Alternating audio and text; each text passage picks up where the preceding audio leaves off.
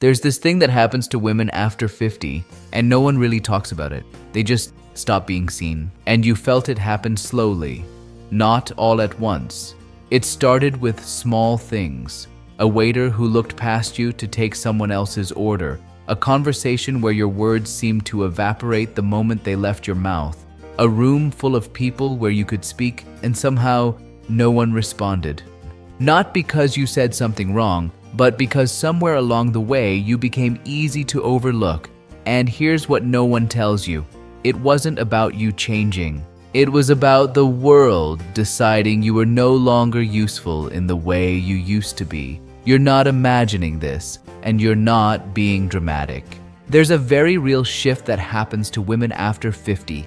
A kind of social vanishing act that's so subtle, so normalized, that most people don't even realize they're participating in it. But you feel it every single day. Think about the last time you walked into a store and the salesperson looked right through you, or when you were in a meeting and someone repeated the exact thing you just said, and suddenly they got credit for it. Or the last time you dressed up, felt good, and walked into a room, and realized no one was looking. Not with admiration, not with curiosity, not even with acknowledgement. And for a second you wondered, did I do something wrong? The answer is no. But the world has conditioned you to think it is. Because here's the truth, no one wants to say out loud. Society has always valued women for what they can provide.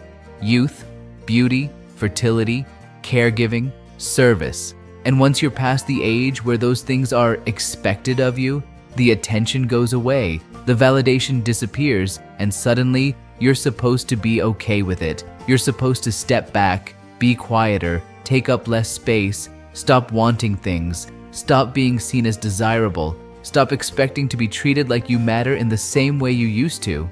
And if you resist that, if you still want to feel visible, attractive, relevant, alive, then you're labeled as desperate, trying too hard, refusing to age gracefully, as if grace means erasing yourself. So you start adjusting, you stop speaking up as much, you dress a little more conservatively, you laugh a little quieter, you stop flirting, you stop taking up space in conversations, and you tell yourself it's fine, that this is just part of getting older, that you should be mature enough to not need attention anymore.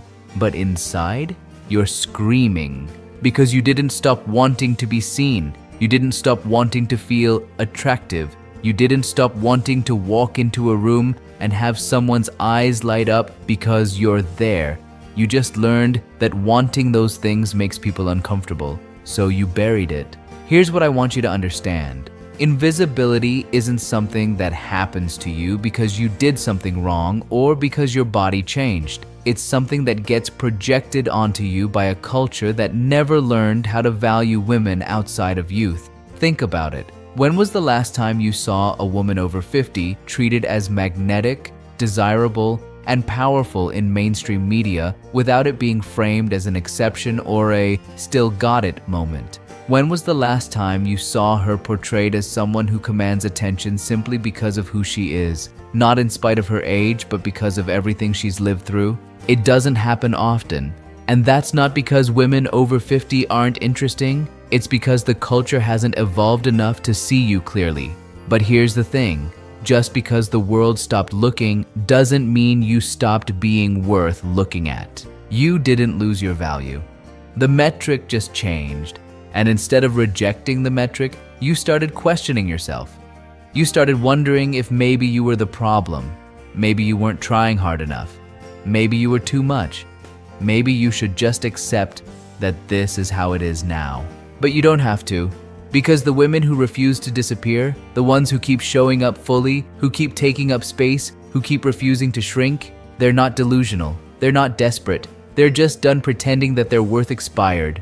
So let me tell you something I think you need to hear. You are not invisible because you're not enough. You're invisible because the world was built to only see women in one dimension. And once you stopped fitting into that dimension, it didn't know what to do with you. But that's not your failure, that's theirs. And the moment you stop shrinking to make other people comfortable, the moment you stop apologizing for still wanting things, for still feeling desire, for still wanting to be seen, heard, and valued, that's when you take your power back. Not by demanding attention, not by performing youth, not by trying to prove anything to anyone, but by simply refusing to disappear, by walking into rooms like you belong there, by speaking like your words matter, by existing unapologetically, without softening yourself to make space for people who were never taught how to see you. You don't owe anyone your smallness. You don't owe anyone your silence. And you certainly don't owe the world permission to decide when you stop mattering. Because here's the truth. The women who feel most invisible are often the ones who have the most to say, the most wisdom, the most lived experience, the most clarity, but they've been trained to believe that no one wants to hear it, and that's a lie. There are people who will see you, who do see you, who are looking for exactly the kind of presence you bring, but they won't find you if you're hiding. You didn't disappear. You just started believing you did. And maybe it's time to stop waiting for the world to notice you again and start noticing yourself.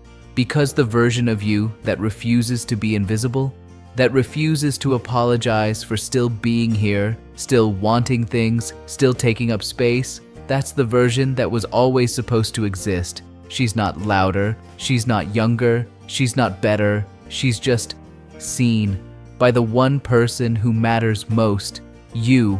I'll see you in my next video, and don't forget to like and click subscribe to see my next video.